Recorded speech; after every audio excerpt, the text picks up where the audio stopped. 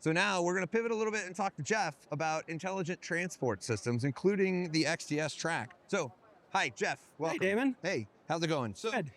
So one of the things with transporting the product that becomes really clear is there's a change in the way that the product's being processed, and there's 3 different categories that I wrote down here. So one, there's more product variation going through production facilities.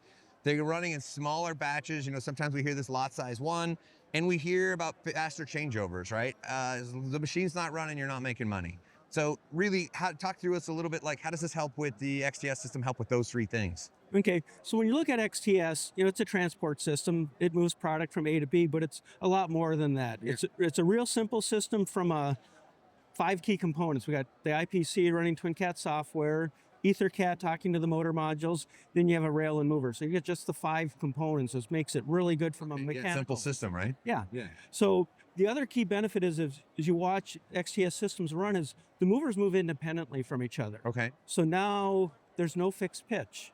So now I can have multiple upstations for my slow process. If I have, say I'm doing a bagging application, I just change the position of the movers. It's a software change. No more different bag sizes. No more hours of machine down while you're changing over. So it gives you those 2 key benefits.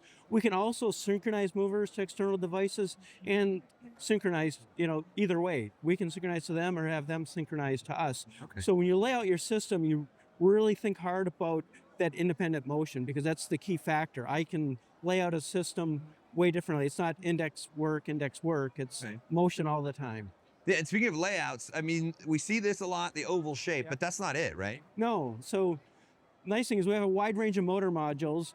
So with those, we can have the L shapes, the T shapes. So now when you're designing around your manufacturing, you design the track to be the heart of the system. Got it. So really customized to whatever your manufacturing line, the machine design, whatever. Okay. And even from a mover standpoint, you know, we have very light, less than a pound, all the way up to 220 pounds on a big 6-roller mover. So really moving any product. Any product. Okay. Yeah. Cool.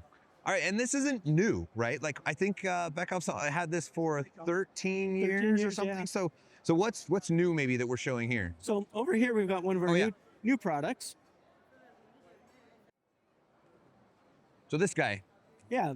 So XTS NCT. So NCT stands for No Cable Technology. Okay. So when you look at it here, we have our traditional motor modules, but the ones with the red stripe now, we're actually picking up wireless power and data to the mover. So we're getting up to 35 watts continuous power, 75 watts peak.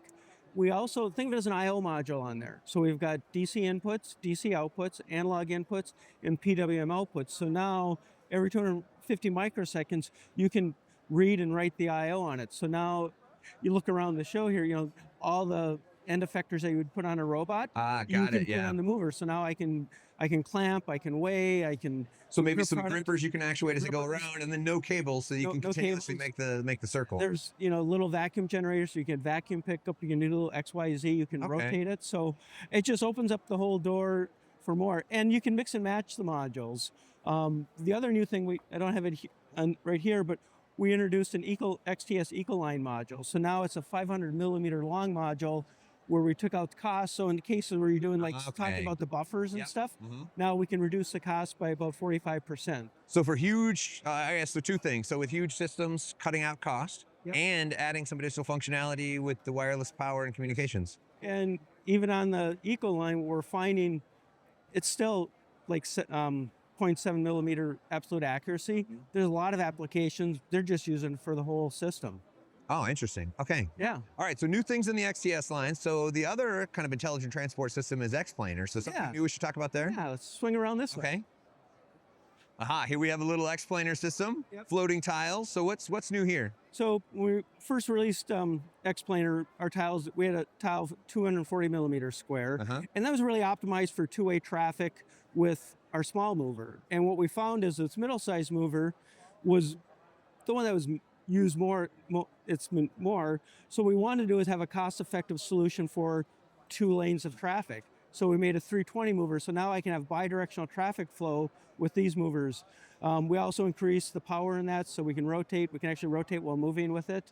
So again, just expanding out, because, you know, with both XTS and X-planer, the electronics are in the motor modules and the tiles. So what we're trying to do is make it, you can make it as cost effective as you want for it. Awesome. Okay, so products that have been out in the market with lots of applications, and we're continuing to innovate on all of them. Yes. Okay, perfect. Even on here, we released a new user interface, so you can actually just scan in the hardware, and without writing any code, you can have movers flying and actually create your little test sequence for proof of concept testing. Very cool. All right, always new things in mechatronics. Always moving. All right, thanks, Jeff. Yep, thank Appreciate you. it.